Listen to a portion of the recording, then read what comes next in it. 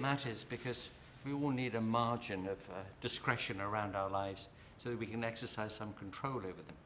The fact of the matter is that we've already long ago given up much of our privacy as soon as we started to email and use mobile telephones. But if you thought about what it would be like if your neighbours knew details of your bank account or your medical record or could listen into your quarrels with your spouse, you would be very disconcerted because you would feel that you were losing control over areas of your life that just belong to you. That's why privacy really matters. And the great worry that we have in the digital age is that we've already given so much of it up, both to private agencies and to public ones.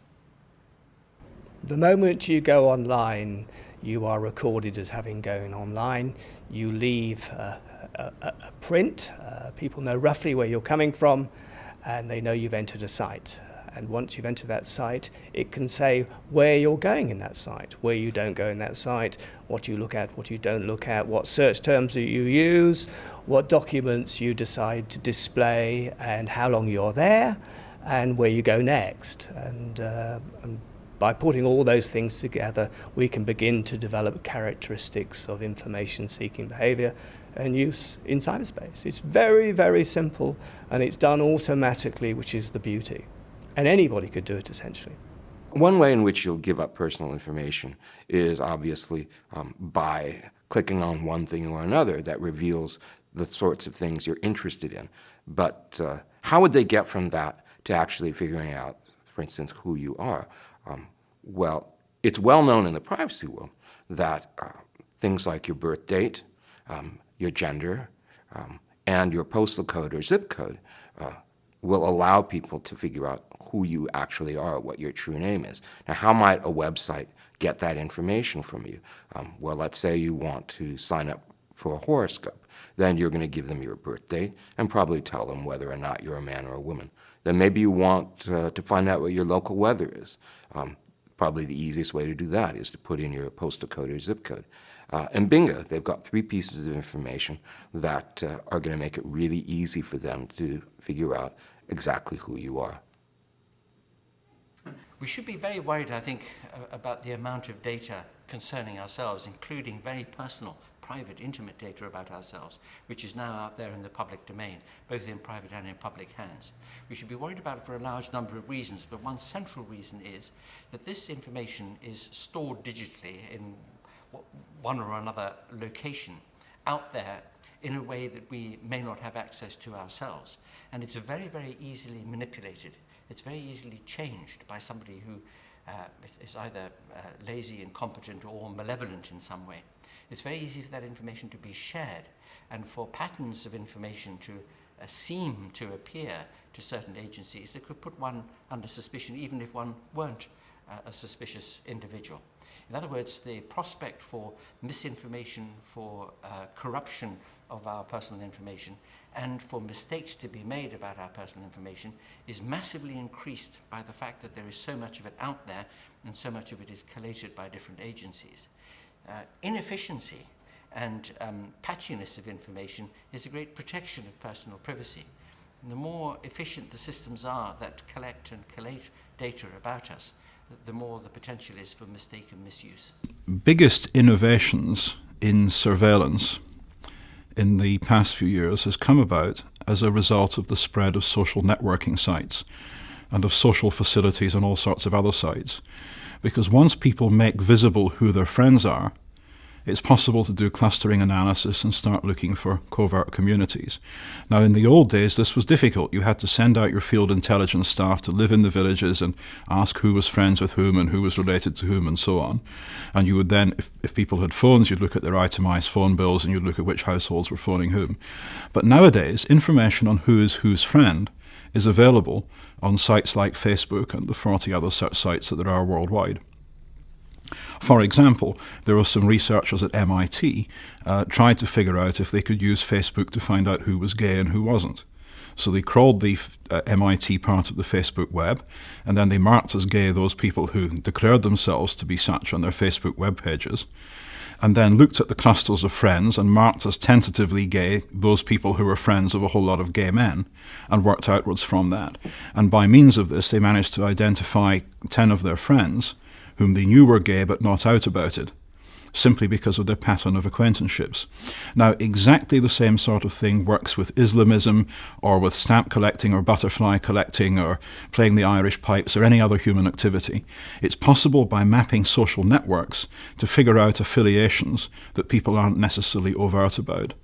And this is an enormously powerful tool in the hands of the police and intelligence services in finding out who adheres to some particular disliked belief, be that Islamism or in China a love of democracy or whatever. The rise of mobile applications and location-based services is going to be a huge privacy nightmare, because very simply, place is a sensitive thing. There are many places that seem innocuous, but there are many others that actually, again, like what you read, say things about you. If you go to an Alcoholics Anonymous meeting, if you visit an oncologist who specializes in cancer, if you visit a bar, these are all places where you're simply being there says something about you that might be viewed as stigmatizing, or at the very least, something that you don't want others to know about. And in a way, I think that this sort of goes under people's radar. They don't think about how meaningful location can be. Then you add in that it's not just location per se, but it's location combined with time. Staying at a hotel, overnight is one thing. Going to that hotel regularly during the lunch hour is yet another thing.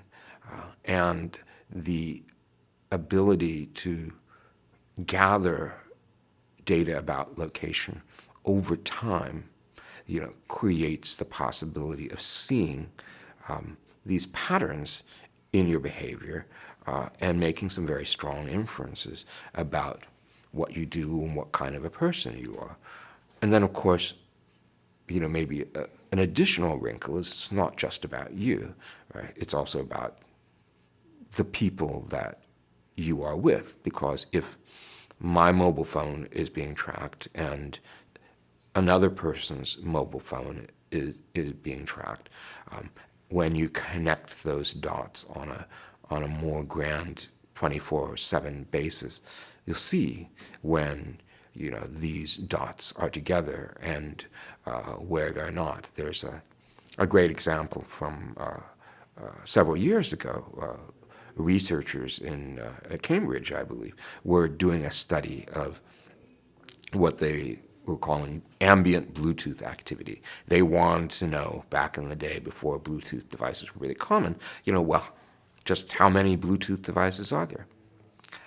And so all the folks who worked in the lab had their Bluetooth devices on in promiscuous mode. Well, when they were analyzing the data, they were able to see that 2 of these devices were always syncing together Friday evenings and Saturday evenings. And they could see from the data that one of these was a man in the office and the other was a woman. And so they were easily able to infer that these 2 were a couple outside the office, even though no one knew or would have guessed from their in-office behavior. The potential for location tracking to reveal not just information about yourself, but about the relationships you have with other people is unparalleled, and that's one reason why we're so concerned about location privacy.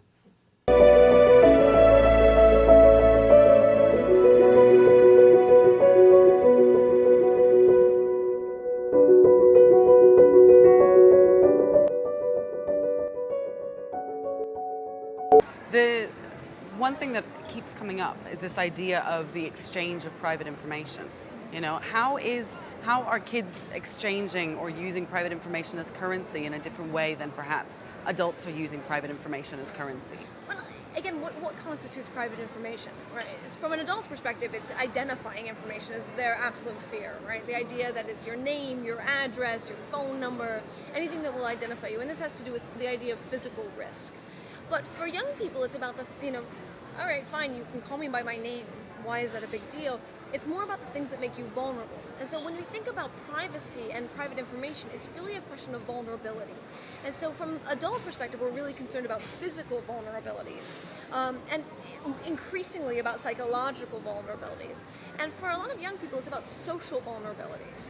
So, how do I make certain that I don't get teased, harassed, bullied because of the things that I make available out there? How do I make certain that what I put out there makes me seem cool and not lame? How do I balance that? So the social vulnerability is the privacy fight for young people. The physical and psychological is the fight for parents. And so we see these two constantly at odds, because part of putting things out in public is to achieve status, you need to actually make yourself vulnerable at a certain level. And how do you actually do that in a way that balances the risks and the benefits? It's been a process. It's been happening. When blogging started, which we were involved in 10 years ago, it was this crazy notion. First of all, why would you have the audacity to think anyone would care what you read? and secondly, why are not all blogs are private by any means, are personal information, but even like writing a sort of a journal online is like blasphemy. It's like, why would you? And now that's a much more accepted idea that people would share parts of their lives, and I think it'll become just obvious. Sherry, how is this generation different in terms of how much we give to other people in terms of our information? Well, I think this generation has a sense that information wants to be free, and information about themselves wants to be free. And in a way, there's a kind of self-surveillance that I think that young people don't think about in political terms. But it is a political issue. People put their lives on the screen. They put really intimate details of their lives out there, and with very little thought that there might be people using that information in ways that are not benign. Most people are unaware of how exposed they've made themselves.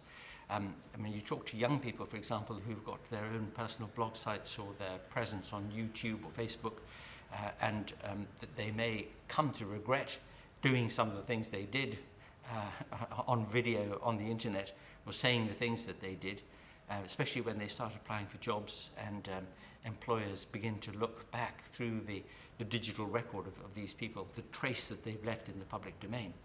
But quite unaware, every single day that we do something digital, we are potentially leaving a trace out there, and that if somebody wanted to find out where we were shopping, what we were doing, who we were communicating with, why we were doing it, what websites we were logging on to, they could do it. It's a very, very exposed set of media, these electronic communication devices that we now use. The worst case scenario would be when information about a person is collected by a large, powerful institution, whether public or private, whether government or corporate, in a way that is used profoundly to their disadvantage, and where the individual has no control over the usage of that information.